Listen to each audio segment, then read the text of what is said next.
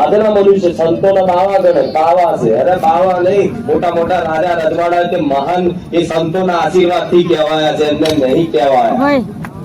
એટલે ક્યારેય સંતો પ્રત્યેની અશ્રદ્ધા કરવી, બાવા ગણવા, બાવા નહીં. એમની તપસ્યાના કારણે આ ધરતી છે ને સુરક્ષિત છે.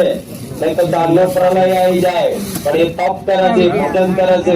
કોના માટે? લોક કલ્યાણ માટે, લોક સેવા માટે, લોકો સુરક્ષિત રહે, લોકો સુખીથી રહે, એના માટેનું ભજન સાધુ સંતો કરતા હોય. આજ હું કુખાર મેલડી આ કેમ કરું છું કે લોકનું કલ્યાણ થાય, બધા સુખી થાય, એના માટે આ કુખાર મેલડી ગાદી કરે છે. નહીં તો મને કશી પૈસાની રૂપિયાની કશી પડી નહીં. આ શું ખોટું? હરે રામ. હા મારી રામ. મારું નામ કમળાબેન છે. ફતેપુરા ગામ છે મારું, જિલ્લો દાહોદ છે. કેન્સર નો રોગ થયો તો ડોક્ટર પાસે રિપોર્ટ કરાવ્યો. ડોક્ટરે કીધું કે પહેલા સ્ટેજ પર કેન્સર है બેન, તો જલ્દી દીદી પડતા हो, नहीं तो તમારે ઓપરેશન કરાવવું પડે. બે ત્રણ દવાખાને રિપોર્ટ કરાવ્યો એટલે એક દવાખાને કીધું કે તમે બેન દાઢ કઢાવી નાખો. એટલે અમે દાઢ કઢાવી નાખી. પછી દાઢ કઢાવી પછી બે દવાખાને એક જુનાગઢ ગઈ હું. તો જુનાગઢ વાળાએ કીધું કે કેન્સર નથી, નોર્મલ રિપોર્ટ આવ્યો. પછી પાછળ અમદાવાદ હોસ્પિટલમાં નવા મોટા હોસ્પિટલમાં આવી. તો એને પછી ના પાડી કે નથી હોસ્પિટલ. તો અમે માનતામાં વીટી રાખેલી હતી, અડધા તોલાની સોનાની વીટી. એટલે મને જયારે સગર થાય ને ત્યારે હું વીટી ચડાવી માતાજી. એટલે 2 વર્ષે સગર થાય 2 વર્ષે ચડાવી. એટલે સગર તો 1 વર્ષમાં થઈ ગઈ હતી, પણ માતાજીનો હુકમ હતો એટલે 2 વર્ષ થઈ ગયા પછી મને વીટી ચડાવવા સ્ટેજ ઉપર આવવા મળી. રામ મળે માનતા 2 વર્ષ પહેલા રાખી હતી. હા 2 વર્ષ પહેલા. હા મોટા દાંતનું કેન્સર હતું, દાંતનું હતું. હા ઓપરેશન કરાવો પેલા જ એમ કીધું હતું, પણ બેન તમારે આ કેન્સર છે ને ઓપરેશન કરાવવું પડશે કઈ સમજ થઈ ગઈ. હા હા હા હા હા હા હા ડોક્ટર ને દાંત કરાવી નાખો પછી આપણે સીટી સ્કેન પાછું કરીએ. એટલે પછી પાછા મેં દાંત કઢાવી પાછી હું રિપોર્ટ કરાવવા ગયા ને સીટી સ્કેન કરાવવા. એટલે પછી કીધું બેન નોર્મલ રિપોર્ટ છે, કેન્સર નથી. હા બધા નોર્મલ આવ્યો. જુનાગઢ કરાવ્યો તો નોર્મલ આવ્યો, અમદાવાદ કરાવ્યો તો નોર્મલ આવ્યો. માનતામાં સોનાની વીટી અડધા તોલાની.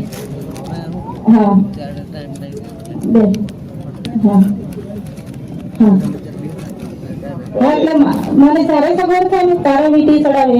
2 વર્ષ થઈ ગયું, સગવડ તો થઈ ગઈ તે માતાજી, પણ હવે 2 વર્ષ પછી એમ ચડાવવા આવી. હુકમ નહીં એટલે કે આવે નહીં. મેં તો મોડું નતું કર્યું ને પૂરી કરવા. રામ હા મને ખૂબ ચાલે. મારે ગાડીમાં એક્ટિવા છોકરીઓની ઈચ્છા હતી ને તો એક્ટિવા મારે માતાજી લાવી દીધી. હા એક્ટિવા આવી હો બધી. અને મારા પતિ નહીં મારે 3 છોકરીઓને આટલો છોકરો છે. ભલે કોઈ ચિંતા નહીં કરવી.